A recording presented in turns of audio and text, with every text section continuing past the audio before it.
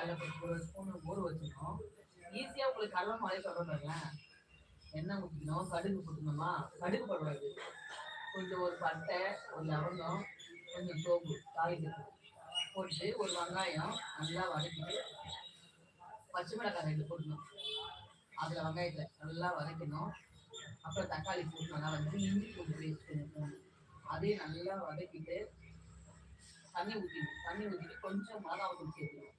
2 பச்சை மிளகாய் போட்டுருக்கோம் இல்லையா, குழம்பு மிளகாய் தூள் ஒரு அரை ஸ்பூன் சேர்த்துக்கணும்.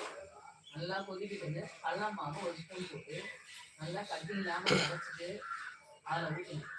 ஊற்றி நல்லா கலக்கணும். அடி பிடிக்கும் இல்லையா, அதில் அடி பிடிக்காம நல்லா கலக்கி வைக்கணும். லாஸ்ட்டில் வந்து பெருங்காயத்தூள் போட்டு கொத்தமல்லி தூவி இறக்கணும்னா சூப்பராக இருக்கும். இட்லி தோசைக்கு ஏன்னா அந்த அந்த ஹோட்டல் சாம்பார்லாம் எப்படி இருக்கும், குழப்பா அந்த மாதிரி இருக்கும். இட்லிக்கு சப்பாத்திக்கு தோசைக்கு எல்லாத்துக்கும் நல்லா இருக்கும்.